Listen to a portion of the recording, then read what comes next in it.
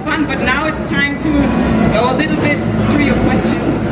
So Jonathan is leaving the stage now, so please give him another hand.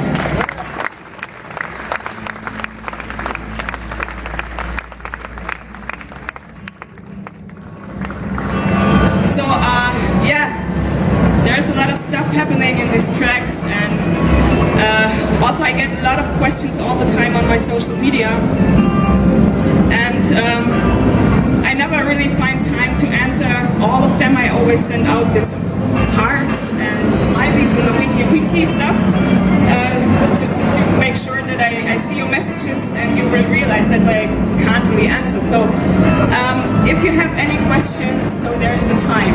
There's already one question. You're known for using odd groupings like sevens and fives in your drum fills and everything. How did you start practicing that? There was a specific book used or exercises that were best specific to you to develop that? To develop the odd groupings and odd time signature stuff, I actually started with the smallest frame, the 16th notes. So I started doing odd beater stuff with quintuplets. I couldn't play a 5/4 that time, but I was able to play quintuplet proof. Funny thing. So, but at some point I realized it's like a pyramid system. So it's the smallest frame is the 5/16, for example. Then there's the 5/8, and there's the 5/4. As I understood that, it was way easier to make switches between time signatures, at least in 5. You know, and the same system is working in 7 and in 9. And as I understood that, it was way easier to practice along that stuff. Cool for you? Okay. Any other question? Yeah. Hey, can I have? Really good. Hi, hast du dich irgendwie inspirieren lassen durch deine zweite Snare oder bist du da selber drauf gekommen, die so in deinem Setup so einzubauen, weil das war ja nicht überall. Okay. The question is about my second snare, the side snare. I guess you mean this one.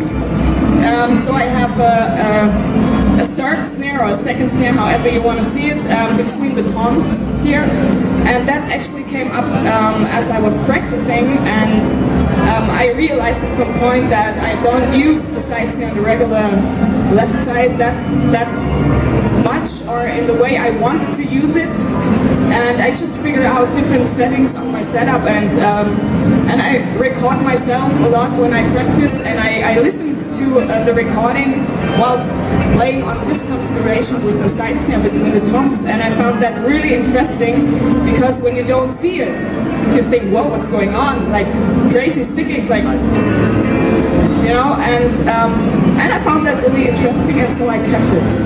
But I'm using this snare more like a tom. I don't really use it like as a snare function, like backbeat stuff. It's more that I just play along all these fills and music, including the snare. Yeah, that's the idea. Okay. Anything else? No, not yet. All right. One more. Okay. You're using so many different setups. It's not the only one that I saw, especially on social media. So what's the reason for doing it? To be creative? What's the thing about that? The reason why I'm changing my setup is the music and the songs.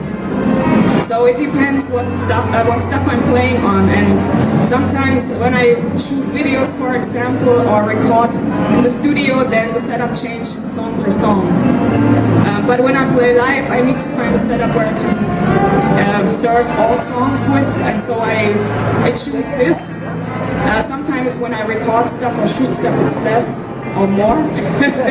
Depends on the song and the music I'm playing. Yeah. Sorry? Did it help you to develop different styles or different techniques when you're changing your setup, or is it just because of practice? Yeah, sometimes of course you adjust stuff that it makes it easier to play specific grooves or stuff like this. the X-Hat, for example, or splash stuff. So you can mount that it's easier to play. But I wouldn't say it helped to develop a specific style. At least not for me. Okay. Is there another question? Yeah, there in the back. Die Frage kommt wahrscheinlich öfters, aber ich habe noch eine Frage. Dein höchstes Tom rechts auf die Seite getan. Von einem klassischen Set würde man ja denken, dass es auf die linke Seite gehört. The question is about the reverse tom setting. So why I'm doing this, this was a mistake today, I'm sorry. So, no, it's showing. I do that for a long, long time. So, because I've played in bands where I just needed 2 toms, or sometimes just 1 tom, the floor tom, and I've played in a lot of bands where I did dance music for the floor stuff, then you don't need that much toms and cymbals. And at some point, as I just built up the drum set a bit more again, and yeah, I realized that I feel more comfortable with a bigger tom in front of mine. So I just kept that and put the 10-inch between. That's the reason. There's another one in the back, behind Joost. How do you approach composing, arranging, and actually recording your stuff? What's the process like? I think that's a process. So I've learned a lot in the way how to compose a song over the last 2 years, and I would say I developed in arranging and writing music, but this is coming out from experience. And in the meanwhile, I feel that I have mainly 2 options how to write music. One option is that I have an idea of the drums and I record that first and build a song around that, and the other way is that I have chords which I really like, and I put it in a basic structure, and then I take that with me to the drums and figure out what I can do. So these are my 2 options how I write, and also how I create the drum parts.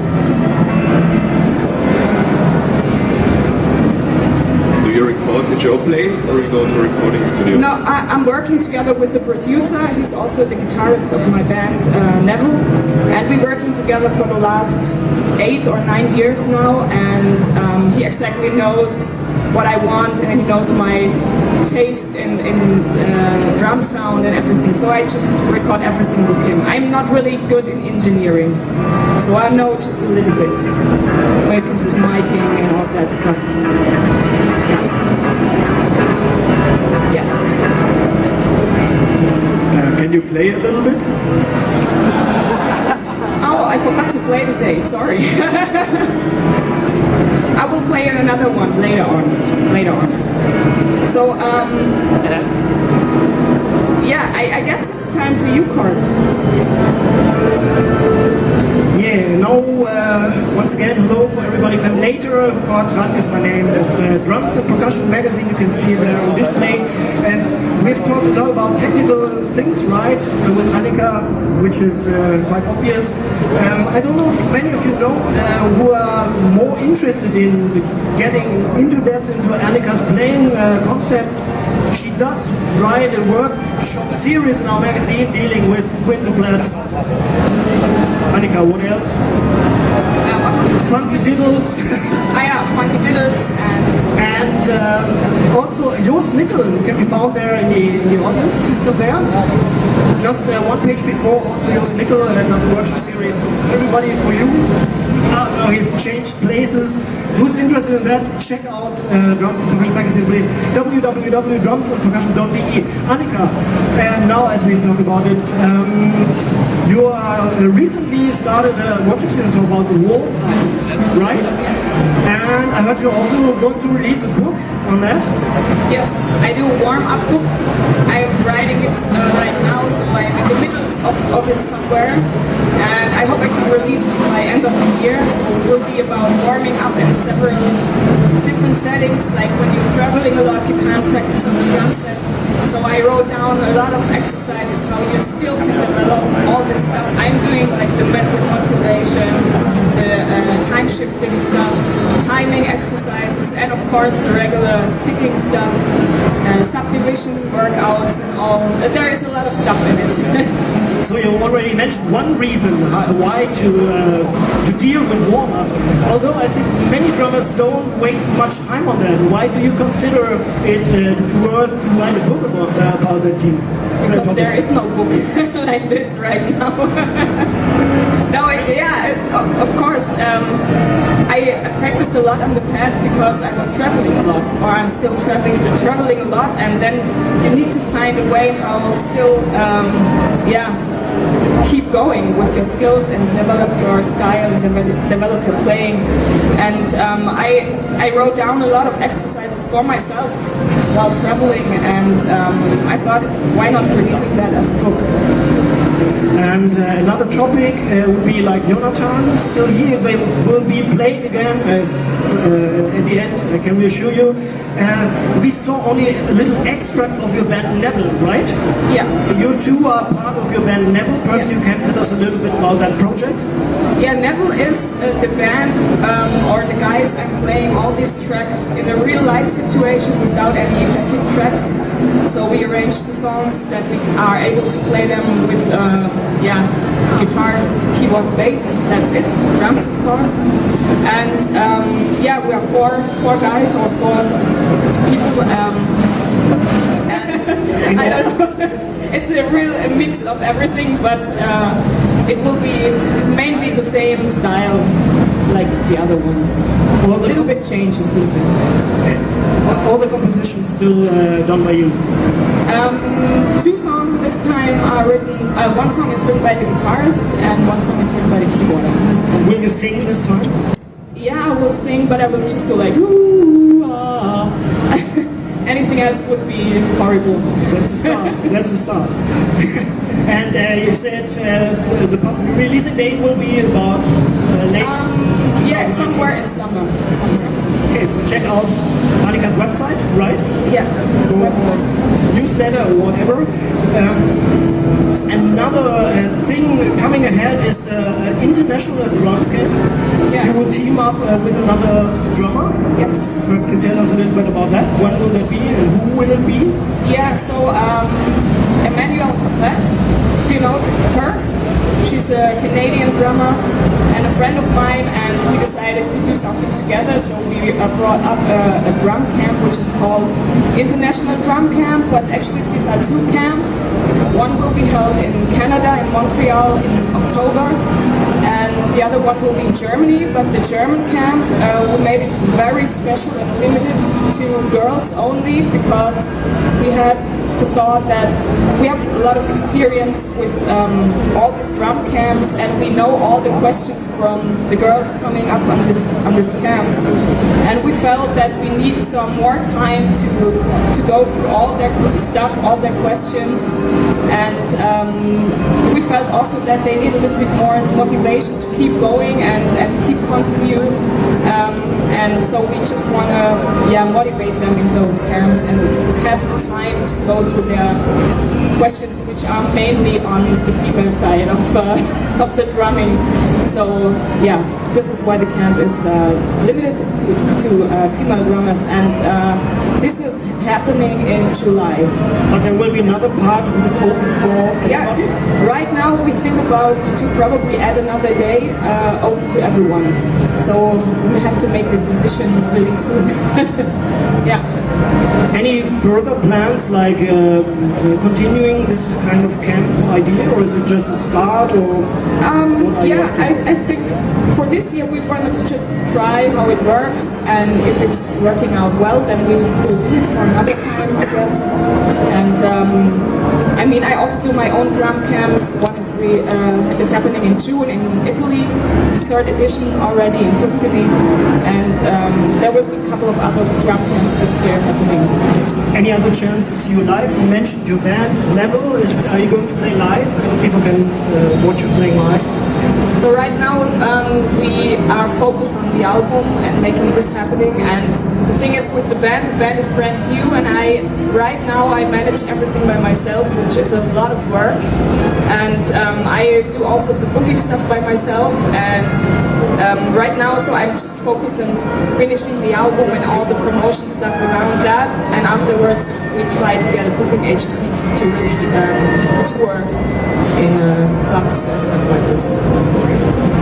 Did any other questions emerge while we were talking? Yeah? Yes.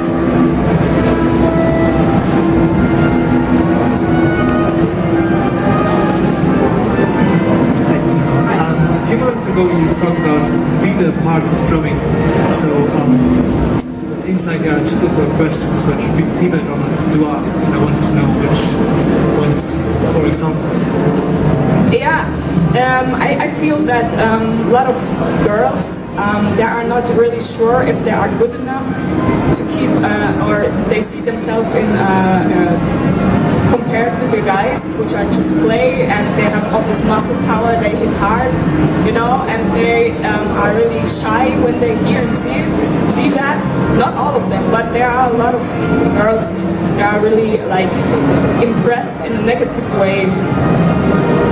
You know, and then they come, oh, how do you feel, and what's your experiences with that? And this is stuff they are asking, and we just want to push them and keep them going. That brings another question to my mind, Anika. Did you face any like special challenges in your career so far? Actually, I'm a lucky girl. I never really had bad experiences or something. I feel really comfortable where I am and playing with all these cats in the past. So I never had like bad experiences on the being a woman or something. But I heard from other girls that they have situations, depends on the culture they're living in, or depends on family situation, that they are not supported from the back. So my parents, they supported me from the back from beginning on, and so I'm lucky with that, you know, but others, they don't have this situation. So this is why I feel I need to share my story with them, to motivate them to keep going and to reach the goal, you know. That's it. Any further questions from the audience? When you record your new stuff or you come up with new stuff, how worried are you that people are going to like it, or are you worried at all? And what advice could you give to someone who maybe worries too much about this kind of stuff? I would say first of all, you have to like your own stuff. If you feel it, when you create something new, you feel it, you know. And I just release stuff where I really have to feel like yes. And I also have more than 100 tracks in my laptop which I didn't release because I just felt a part of it, and the rest was like, oh no, I can't feel it. So the tracks I release, I don't care if you like it, honestly. So because I like it, and that's the most important part to me. So of course there is the industry and blah blah blah, and you have to make money with music and blah blah. But in the end, you have to make sure that you feel good with the stuff you perform, and you have to like your stuff by yourself, and that's the thing I think about when I release stuff. Yeah. Right. So I guess you would appreciate to hear some more music. Is that right? Somebody asked about it. Yeah, he left already. Anika, are you prepared perhaps to, like, as a goodie for all the visitors and drummers to show, like, for example, a warm-up experience you were working with frequently? Warm-up experience. Exercise. Okay, we can do this together. I don't need actually really sticks. You all are drummers here? Yes? No? If not, you learn a new thing now. So, we play double strokes, okay? So double stroke means right, right, left, left. And we do it in 4 different settings. So we shift the double stroke. and I can make it with 2 sounds, then it's easier to understand. So we start with the regular paradiddle, double stroke, sorry.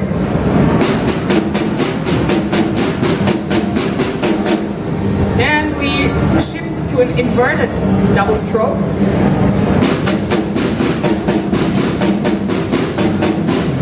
Then we lead with the left hand.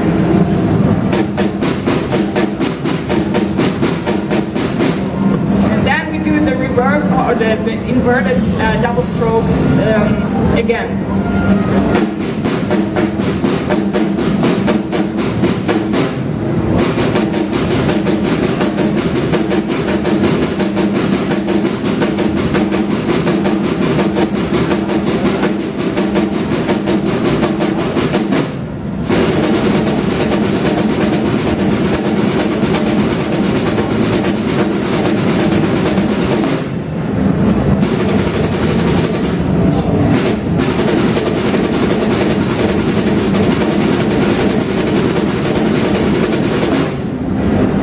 So this is a 4-bar piece where you can warm up before shows and stuff like that on double strokes, and you have them in all positions, which is really nice. So you're leading with the right hand, with the left hand, and that's it. And make sure you have a microphone.